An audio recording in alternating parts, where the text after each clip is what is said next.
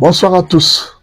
Savez-vous pourquoi Paul Kagame ira avec son pouvoir jusqu'en 2034? Vous savez pourquoi?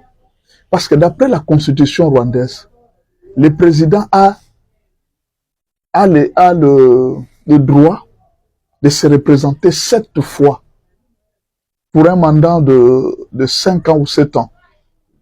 Ce qui fait que Paul Kagame pourra aller jusqu'en 2034 comme président du Rwanda.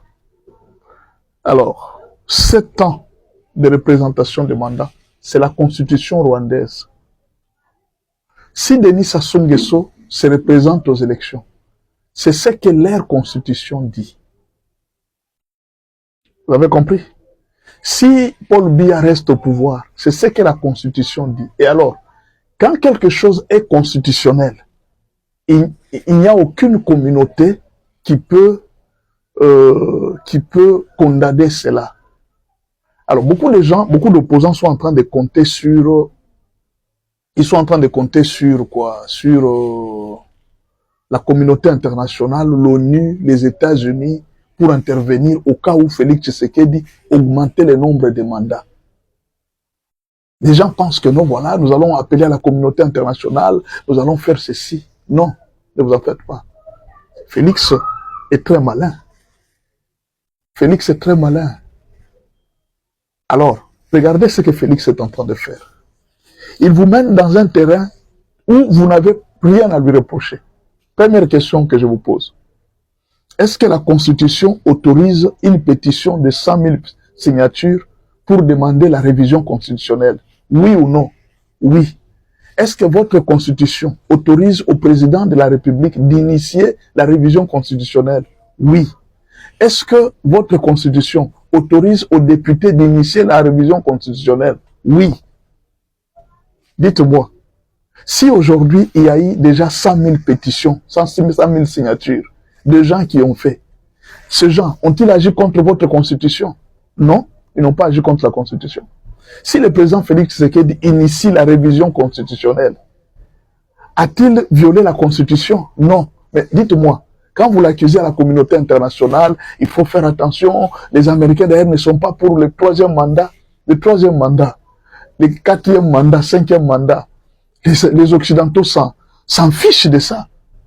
Les Occidentaux sont en train de regarder si vous respectez les règles de la Constitution.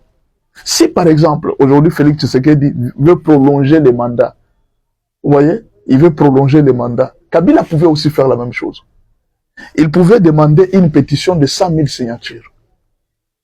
Il pouvait l'avoir. Il pouvait demander une révision constitutionnelle. Il pouvait l'avoir. Mais le problème avec Kabila, c'était quoi? La pression populaire était très grande. S'il osait faire ça, ça allait être très difficile dans ce contexte-là et il y aurait eu encore beaucoup de morts.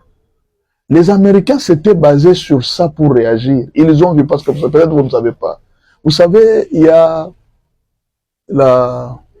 une structure qu'on appelle Ebouteli. Il y a la fondation Clinton. Il y a plusieurs autres fondations. Les Occidentaux envoient des gens pour peser la température de la popularité dans la nation. Donc pendant que nous sommes là, vous voyez, quand il y a un sujet, les gens sont en train de commenter. Il y a des gens qui sont spécialisés dans les réseaux sociaux au niveau de l'Occident pour peser la popularité de Félix Tshisekedi. Ils savent. Ils savent. Maintenant, le problème, c'est lequel?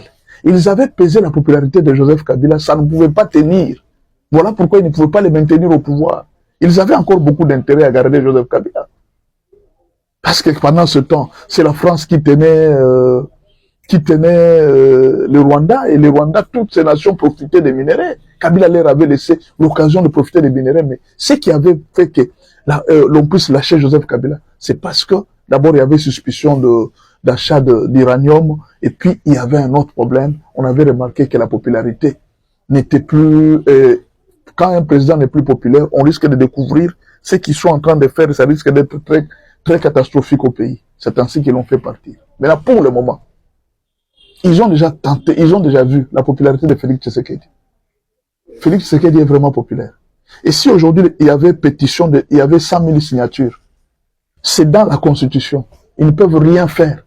si Félix Tshisekedi change la loi du pays selon la constitution, ils ne peuvent rien faire. Qu'est-ce qu'ils vont faire contre lui? Ils ne peuvent pas s'attaquer contre les lois du pays. La démocratie, on doit, si Tshisekedi fait d'après les règles démocratiques, on ne peut pas l'attaquer. Même si vous allez porter plainte à la communauté internationale, la communauté internationale va vous poser les mêmes questions que je vous pose. Montrez-nous ce qu'il a fait qui viole la loi. Regardez que Fayoulou qui dit que non, je vais aller même à l'Assemblée nationale pour que cette pétition ne passe pas. Non, tu ne peux pas interdire à 100 000 populaires qui ont un droit constitutionnel. Tu ne peux pas leur interdire d'exprimer leurs droits. Ce que Fayoulou pouvait faire, c'était quoi? C'est chercher aussi 100 000 signatures pour s'opposer contre la signature, contre les changements de la Constitution. C'est ce qu'il devrait faire. Réunir aussi 100 000 signatures. Vous voyez, c'est une lutte démocratique. Dans une lutte démocratique, les Occidentaux ne peuvent rien. Félix a-t-il violé une loi en voulant changer la Constitution, en voulant faire la révision constitutionnelle? Vous comprenez? Cependant, il y a des articles verrouillés. Que tel article, on ne peut pas changer. Mais qui les avait verrouillés? Ce sont des gens qui se sont réunis, qui les ont verrouillés. C'est cette constitution. Mobutu, quand il est parti, il avait laissé une constitution.